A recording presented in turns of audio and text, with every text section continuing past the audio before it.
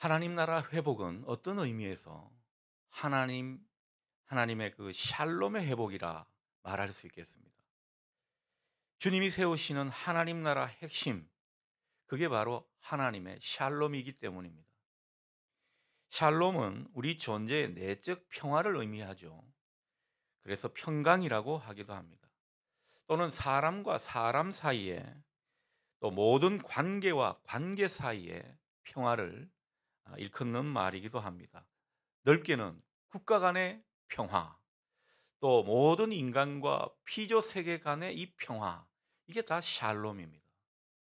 우리는 어쩌면 하나님의 샬롬을 추구해야 하는, 그리고 그 하나님의 샬롬을 맛보는 인생들인지 모르겠습니다. 로마서 14장 17절은 이 하나님 나라 샬롬에 대해서 우리에게 말씀해 주고 있죠.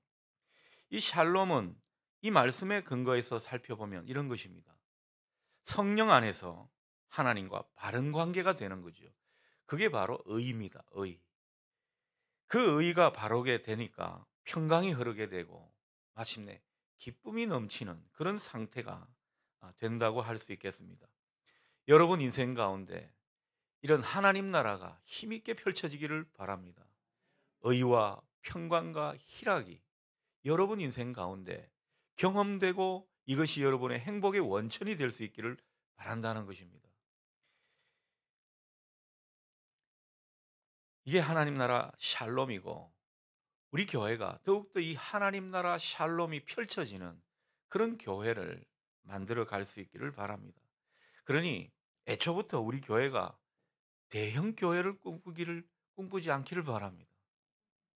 저는 나중에 우리 교회가 성장을 해도 500명이 맥시멈이라고 생각합니다. 정말 출석교인 500명. 그 다음에는 이제 교회를 분할을 해야겠죠. 먼 나중에 이야기겠습니다만 그런 생각을 가지고 있습니다.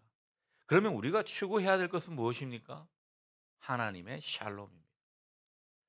정말 개개인 우리 교회를 구성하는 한 분 한 분이 다 교회가 되어서 이 교회 가운데 하나님의 샬롬이 펼쳐진다면 그것이 우리의 행복이 되고, 그 행복을 전하는 그 가운데 하나님 나라 샬롬은 점차 확장될 것입니다. 우리가 이 일을 하자는 것이죠. 자, 그런데 주님은 자주 우리에게 염려하지 말라, 불안해하지 말라 말씀하십니다. 오늘 31절에도 그 말씀을 하시죠. 그러므로 염려하여 이르기를 무엇을 먹을까, 무엇을 마실까, 무엇을 입을까 하지 말라. 주님은 염려가 일상화된 우리 삶의 형편에 대해 모르시는 분이 아닐 겁니다. 우리 사정을 너무도 잘 아시고 우리 형편을 속속들이 아시는 분이 바로 우리 주님이시죠. 그런데 주님께서는 우리에게 염려하지 마라, 불안해하지 마라, 두려워하지 마라, 이 말씀을 자주 하시더라는 것입니다. 주님이 이 말씀 속에서 경계하는 것이 무엇입니까? 우리가 염려하고 걱정하는 그 모습을 통해서 하나님의 샬롬이 깨지는 그것을 주님께서 경계하시는 것입니다. 우리는 어떻든 하나님의 샬롬을 계속 추구하면서 이것을 유지하고 확장시켜야 할 본분이 있는 사람들인데, 우리 마음 가운데 이 샬롬이 깨지고 있으니 거기서부터 하나님 나라는 조금씩 위기를 맞게 되는 것입니다. 따라서 우리가 언제나 추구할 것은 하나님 안에 있는 이 평안인 것입니다. 하나님의 능력으로 어떤 상황 가운데 평정심을 유지하는 거죠. 제가 어느 집사님하고 이야기하다가 그런 농담 아닌 농담을 했습니다. 정말 이 목회자가 되고 나서 목사가 된 이후에 전과 다르게 큰 복을 받은 게 뭡니까? 물으니까요. 뭐 이것저것 떠올릴 수가 있었는데 제가 아주 자신 있게 한 가지 이야기했습니다. 마음이 평안한 거다. 웬만한 일에는 놀라지 않는 거다. 여러분, 제 얼굴 속에서 웬만한 일에 놀랄 얼굴입니까? 웬만한 일에는 놀라지 않습니다. 우리 뭐 장로님들이야 늘 저 걱정 많이 해주시는데, 권사님들도 그렇고 여러분 크게 걱정할 게 없습니다. 따지고 보면 지금도 어떤 분은 저를 위해서 굉장히 걱정하는 분이 있습니다. 아, 우리 목사님 빨리 이 문제 해결돼야 될 텐데. 걱정하지 마십시오. 목사의 삶은요, 주의 종의 삶은 그 일을 통해서 하나님이 무슨 일을 하시는가, 하나님의 역사를 보여주는 하나의 도구거든요. 그러니 늘 간당간당 할 수밖에 없습니다. 하나님의 일을 보여주기 위해서는. 안 그러면 사람들이 하나님의 일을 잘 모르지 않습니까? 하나님께서 정말 우리의 삶 가운데 이 평안을 누리는 것을 얼마나 중요하게 생각하는지 모릅니다. 여러분, 최선을 다해 우리가 세상을 살아야 되겠지만은 동시에 우리가 너무 먹고 사는 문제에 염려하지 않고 그 가운데서도 늘 평안을 유지하시는 여러분 될 수 있기를 주님의 이름으로 축복합니다. 그런데 우리가 사는 현실 또 따지고 보면, 더 냉정하게 들여다보면 우리에게서 평안을 앗아갈 정도로 첨예한 것이 사실입니다. 지금도 월세를 못 내는 가게가 있고요. 또 그런 교회도 많습니다. 우리의 실존이 그렇다는 거죠. 대출금을 못 갚아서 또 직장에서 잘려서 앞이 막막한 분들이 있습니다. 세금 문제, 앞으로 세금 문제가 또 화두가 될 거고요. 이 전세 대란은 뭐 늘 있어 오는 문제일 겁니다. 이런 것들 때문에 우리가 머리가 지끈한 분들도 있더라는 거죠. 우리 가정도 그렇고 우리 일터도 그렇고 해결을 해야 할 문제가 많고 넘어야 할 산이 많습니다. 그런데 주님, 우리가 어떻게 평안할 수 있습니까? 염려를 안 할 수가 없지 않습니까? 참 이렇게 항변하고 싶은 그런 때가 들어 있습니다. 주님이 이걸 모르실 리가 없다고 말씀드렸습니다. 자, 그렇다면 주님께서 굳이 이 말씀을 하시는 데는 이유가 있을 겁니다. 우리는 주님께서 우리더러 염려하지 말라는 이 포인트를 잘 봐야 할 것입니다. 여러분, 주님께서 이 말씀을 하시는 것은요, 염려할 수 있는 인생이지만 염려가 끊이지 않을 수밖에 없는 그런 상황 가운데 우리가 놓여 있을 수 있지만은, 그러나 우리 시선을 그때마다 딴 데로 돌리라는 거죠. 주님께서 이 포인트를 말씀하고 싶어 하시는 것입니다. 우리의 그 현실 세계에 고정된 눈을 다른 세계로 돌리라는 거죠. 그러니 주님께서 이 앞서 본문에서 이 염려하지 말라, 불안해하지 말라 말씀하시면서 어떤 말씀을 하십니까? 너희들은 공중에 나는 새를 보거라, 들의 백합화를 보거라, 이 말씀을 하시는 거죠. 현실 세계만 주구장창 들여다보면 염려가 찾아들기 마련이다. 그러니 머리가 복잡해지고 길을 잃고 마는 그런 인생 가운데 있을 때 얼른 눈을 돌리라는 거죠. 그냥 현실 세계에 고정되어 있으면 아무런 해결책을 찾지도 못하면서 왜 그걸 붙들고 있느냐라는 겁니다. 우리 안에 염려가 찾아들고 불안해지게 되면 우리의 눈을 얼른 현실 세계에서 주님의 세계로 돌려라, 이 말씀을 하시는 것입니다. 비록 우리가 현실 세계에서는 방황하더라도 눈을 돌려 주님의 세계를 바라보게 되면요, 뭔가 아득하게만 느껴지던 그 길이 비로소 보이기 시작하는 것입니다. 다시 길을 찾을 수 있습니다. 주님께서 우리에게 보이지 않는 하나님의 세계, 그 세계를 펼쳐 보여 주시더라는 것입니다.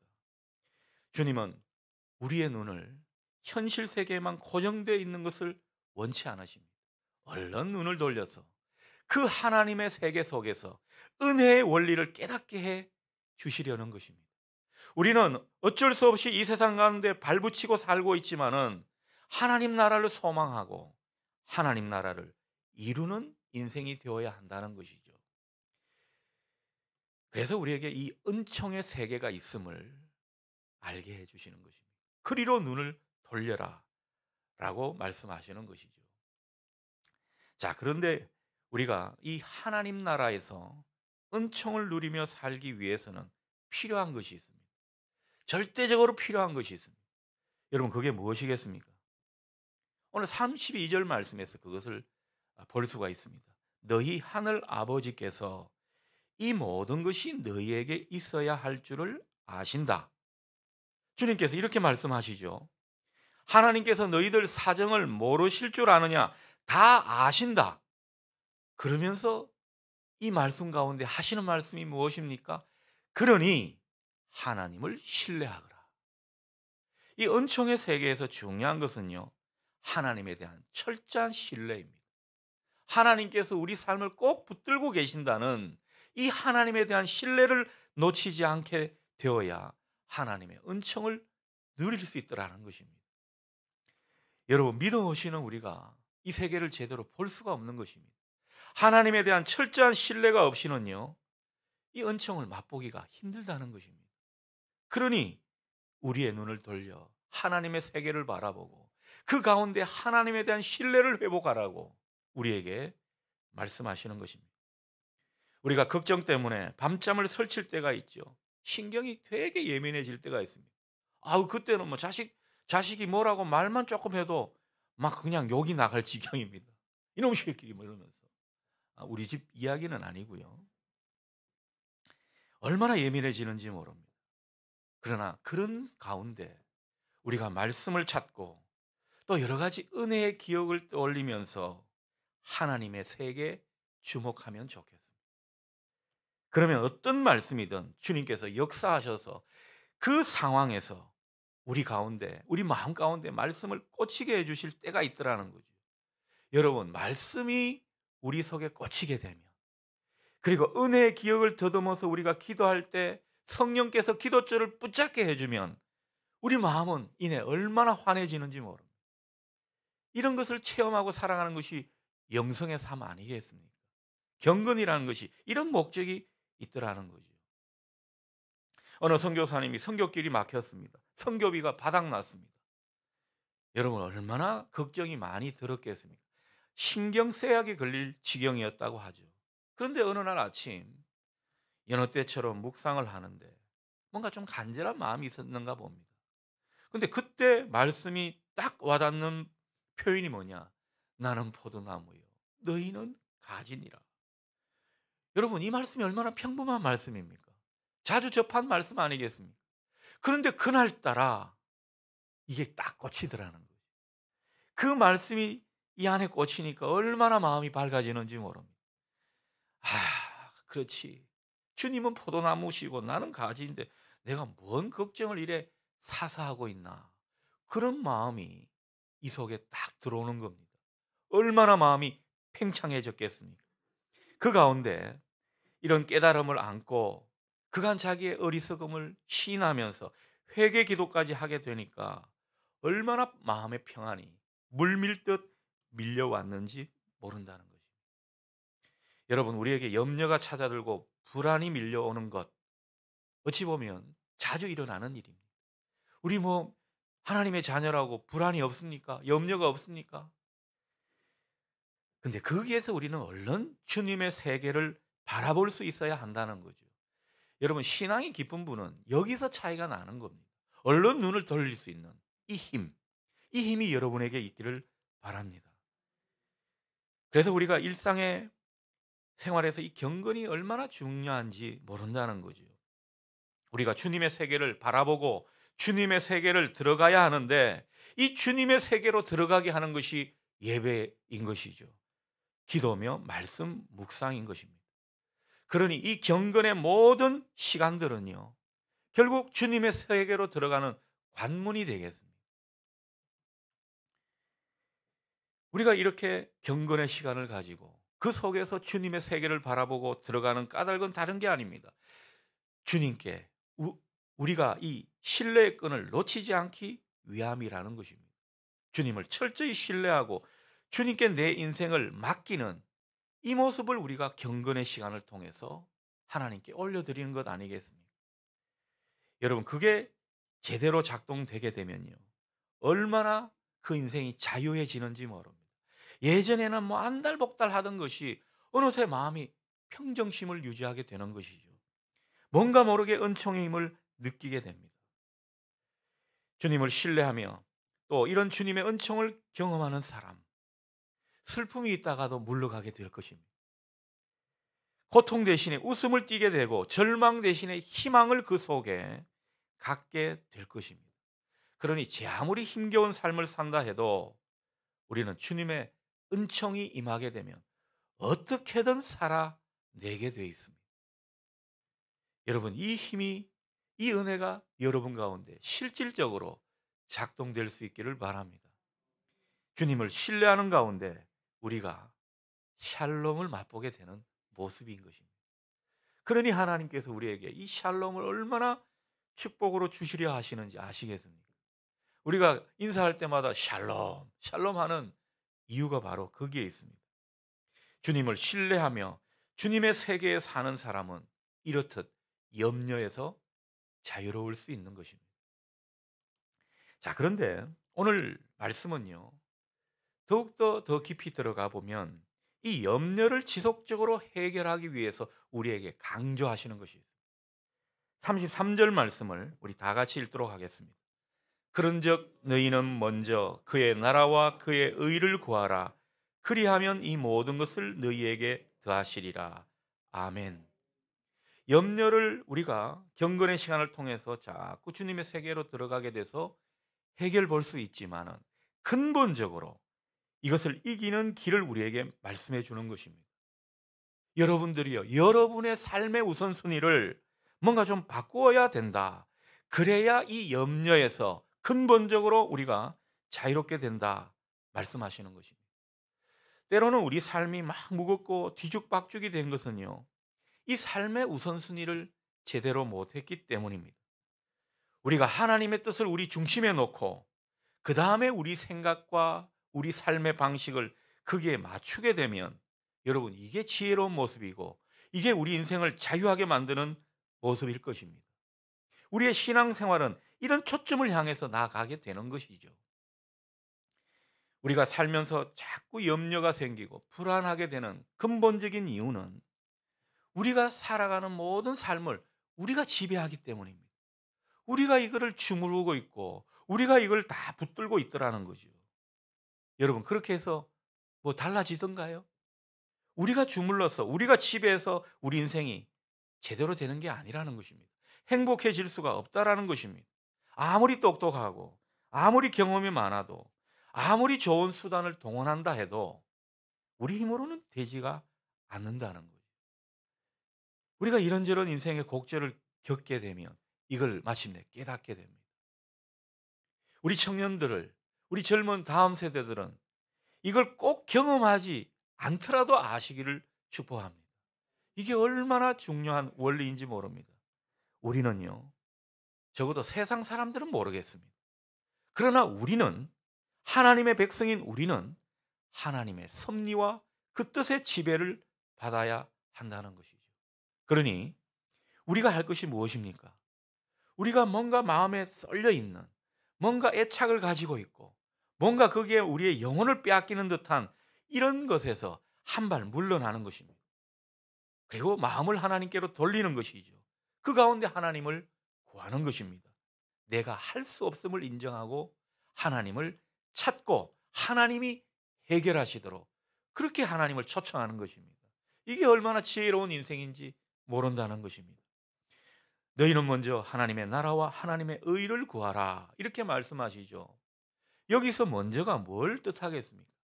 먼저 마음을 하나님께 향하도록 해라, 이걸 우리에게 당부하는 것입니다. 하나님께 마음을 두는 것이 하나님을 우선하는 것이거든요. 마음은 콩밭에 가 있는데 이게 안 된단 말씀이죠. 먼저 하나님께 마음을 두라는 거죠. 이게 우선순위를 두는 데 있어서 아주 첫걸음이라고 할 수 있겠습니다. 그 다음에 말씀하시는 것이 하나님의 나라를 구하라는 것이죠. 여러분, 하나님의 나라는요, 하나님이 다스리시고 하나님이 우리 인생을 지배하시는 상태인 것입니다. 그 가운데 하나님께서 역사하시고 그 가운데 하나님이 은총을 베푸시게 되는 것이죠. 이걸 위해 기도하라는 것입니다. 여러분, 우리 인생은 하나님이 다스리셔 가야 하는 것이죠. 그래서 우리 주권을 하나님께 드리라는 이 당부를 하고 계시는 것입니다. 주님이 우리 문제를 다스리시도록 하고, 그래서 우리 삶을, 우리의 문제를 자꾸 주님께 내어 드리라는 거죠. 대신 우리가 할 것은 무엇입니까? 하나님의 뜻을 구하는 겁니다. 하나님의 의를 구하고 하나님의 서원을 알고자 힘쓰는 것입니다.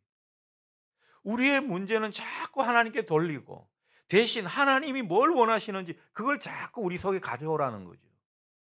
그러니까 우리는 하나님의 일을 하고 하나님은 우리의 일을 하고, 이게 좋은 신앙인 것입니다. 이 모습이 하나님의 의를 구하는 모습인 것입니다.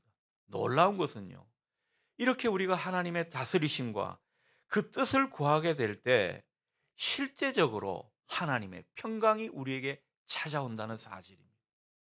이게 우리에게 주시는 선물인 것입니다. 그러니 하나님과 일단 화평하게 되는 것이죠.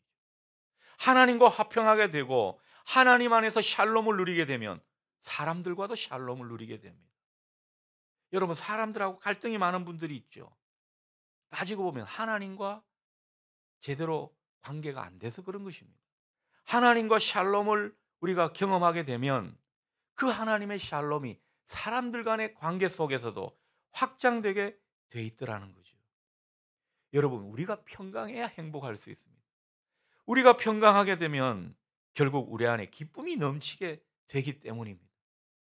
그 기쁨이 넘치게 될 때 하나님 나라가 우리 내적 상태에서 힘있게 이루어지고 있는 것이죠. 여러분들이 모든 실존에서 이런 하나님 나라를 누리실 수 있기를 바랍니다.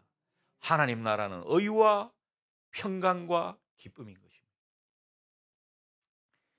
그뿐만이 아닙니다. 하나님께서 평강을 선물로 일단 주시죠. 그 다음에 하나님이 하시는 일이 무엇입니까? 33절 뒷부분을 보십시오. 우리에게 이 모든 것을 더해 주신다. 그러니까 하나님께 우리가 뭐 이걸 달라 저걸 달라 예서 복을 구하고 예서 매달릴 게 아니라는 것입니다. 하나님을 우선하고 하나님 나라와 하나님의 뜻을 구하게 되면 하나님께서 일단 우리에게 당신의 평강과 함께 우리에게 찾아오시고, 그리고 마침내 우리가 그토록 염려하고 애를 썼던 우리의 구체적인 문제를 하나님만의 방법, 하나님만의 때 가운데 이걸 해결해 주시면서 복을 더해 주신다는 것이죠. 여러분, 이 사실을 믿습니까? 이게 우리의 믿음의 근거가 되고 이게 우리의 우선되는 기도가 되어야 할 것입니다. 그래서 주님께서 우리에게 일상 가운데 삶의 우선순위를 분명히 하라고 말씀하시는 것입니다. 여러분, 지금 여러분의 모든 삶 가운데 무엇을 삶의 중심으로 놓고 계십니까? 우선순위라는 것은 그 삶의 중심을 뭐에 놓고 있느냐, 그걸 이야기하는 것 아니겠습니까? 하나님의 나라와 하나님의 의를 여러분의 삶의 중심에 놓으시기를 바랍니다. 하나님이 소원하시는 것은 바로 이것입니다. 그러니 우리 기도에 늘 우선되어야 할 기도는 하나님의 나라가 이루어지시옵소서, 하나님의 뜻이 우리 가운데서 이루어지시기를 소원합니다. 이 마음이 진짜 간절하게 우리 가운데 있기를 바라는 것입니다. 그래서 우리가 모든 일상 가운데 하나님을 중심에 두고자 하는 이 열망을 이 기도 가운데 하나님께 드리라는 것입니다.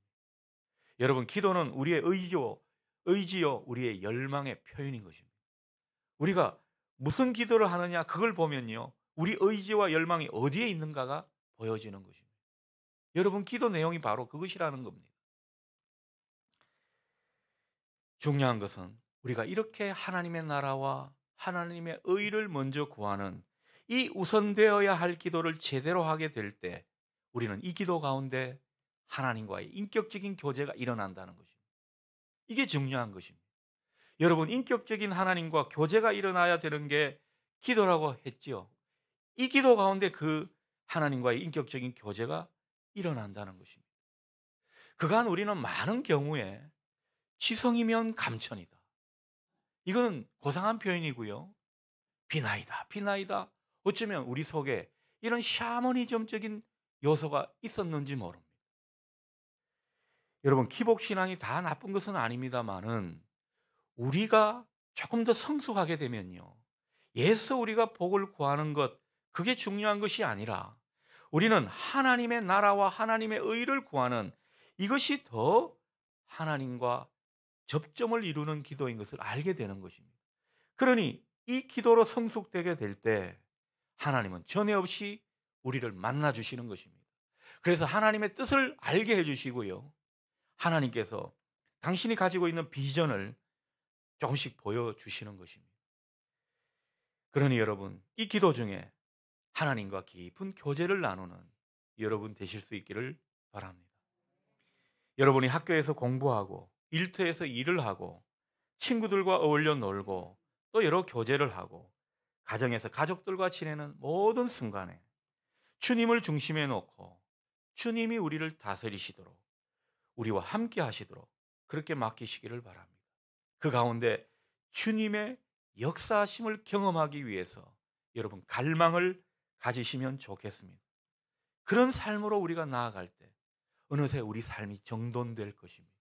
옛날에는 굉장히 어지럽고 문제투성이었는데 그런 삶이 어느새 정돈되면서 살아가는 힘이 부쩍 늘게 되는 것을 여러분이 경험하실 것입니다. 그 가운데 주님의 은총의 힘도 새롭게 느끼게 될 것입니다. 이게 우리의 경쟁력인 것이죠. 그 은총의 힘을 부쩍 느끼게 되면요, 우리 삶에 염려가 사라지고 대신 평안이 우리 마음을 지배하게 되는 것입니다. 여러분의 모든 삶 가운데 이런 주님의 샬롬이 힘있게 펼쳐지기를 소원합니다. 아멘.